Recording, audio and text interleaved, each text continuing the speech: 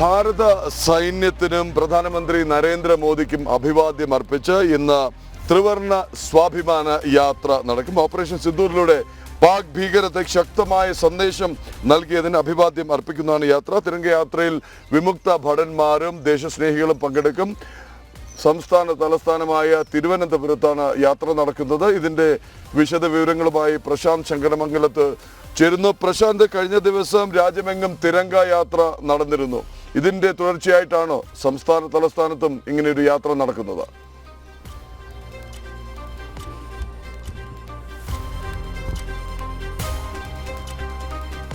പ്രതിയുള്ള തീർച്ചയായും രാജ്യ തലസ്ഥാനത്ത് നടന്നതിന് സമാനമായി തന്നെയാണ് രാജ്യവ്യാപകമായി തന്നെ തിരംഗയാത്രകൾ സംഘടിപ്പിക്കുന്നത്. അതിന്റെ ഭാഗമായി തന്നെയാണ് തിരുവനന്തപുരത്തും അനന്തപുരിയിലും തിരംഗയാത്ര നടക്കുന്നത്. വൈകിട്ട് 5 മണിക്കാണ് തിരംഗയാത്ര ആരംഭിക്കുന്നത്. മ്യൂസിയം ജംഗ്ഷനിൽ നിന്ന് പാളയം രക്തസാക്ഷി മണ്ഡപം വരെയാണ് ഈ തിരംഗയാത്ര അണിനിരക്കുന്നത്. തിരംഗ സ്വാഭിമാന യാത്ര, ത്രിവർണ്ണ പതാകയേന്തിയ സ്വാഭിമാന യാത്ര എന്നാണ് ഈ യാത്രയെ പറയുന്നത്.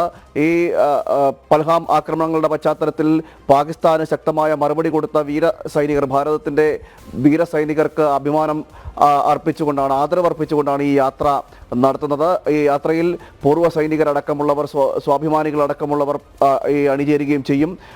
ജെറി പ്രേംരാജിൻ്റെ കാർഗിൽ യുദ്ധത്തിൽ രക്തസാക്ഷിത്വം വഹിച്ച മേജർ ജെറി പ്രേംരാജിൻ്റെ അമ്മയടക്കമുള്ളവർ ഈ സ്വാഭിമാന യാത്രയിൽ അണിചേരുമെന്നാണ് ഇപ്പോൾ നമ്മളോടൊപ്പം നമുക്ക് പറയാൻ കഴിഞ്ഞത്. അങ്ങനെ ഒരു വലിയ യാത്രയായിട്ടായിരിക്കും ഈ തലസ്ഥാന നഗരിയിൽ ഇത് വരിക. മാത്രമല്ല, തലസ്ഥാന നഗരിയിൽ മാത്രമല്ല, കേരളത്തിന് തന്നെ മറ്റ് സ്ഥലങ്ങളിൽ, വിവിധ ഇടങ്ങളിലും യാത്ര സംഘടിപ്പിക്കുകയും ചെയ്യും. അതോടൊപ്പം തന്നെ ജില്ല, മണ്ഡലം കേന്ദ്രീകരിച്ചെല്ലാം യാത്ര നടക്കും. തലസ്ഥാനത്തെ നഗരിയിൽ കേന്ദ്രീകരിക്കുമ്പോഴാണ് അത് തിരുവനന്തപുരത്തിൻ്റെ തലസ്ഥാന നഗരിയിലെ യാത്രയാണ് പാളയം രക്തസാക്ഷി മണ്ഡപത്തിലേക്ക് എത്തുന്നത്. മ്യൂസിയം ജംഗ്ഷനിൽ നിന്ന് ആരംഭിച്ച യാത്ര എത്തുന്നത്. ആയിരങ്ങൾ ഈ യാത്രയിൽ അണിചേരുമെന്നാണ് ഇപ്പോൾ നമുക്ക് അറിയാൻ കഴിയുന്നത്. ഈ യുദ്ധത്തോടനുബന്ധിച്ച് തന്നെ പാകിസ്ഥാന് ശക്തമായ ഒരു മറുപടി ഭാരതം നൽകിയിരുന്നു.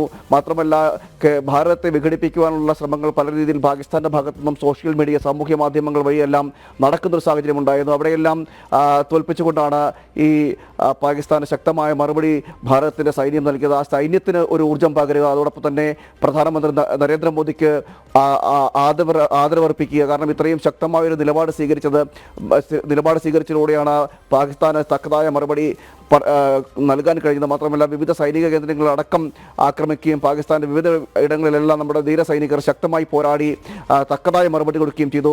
ഇതിന്റെ ഒരു പശ്ചാത്തലത്തിൽ കൂടിയാണ് ഇപ്പോൾ ഈ തിരംഗ യാത്ര, സ്വാഭിമാന യാത്ര നടത്തുന്നത്. രാജ്യവ്യാപകമായി തന്നെ ഈ യാത്ര നടന്നിരുന്നു. അതിന്റെ ഭാഗമായി തന്നെ തലസ്ഥാന നഗരിയിലും ഇന്ന് തിരംഗയാത്ര നടക്കും. നിരവധി പേർ ഈ യാത്രയിൽ അണിചേരുമെന്നാണ് അറിയാൻ കഴിയുന്നത്. BJPയുടെ നേതൃത്വത്തിലാണ് യാത്ര സംഘടിപ്പിക്കുന്നത്.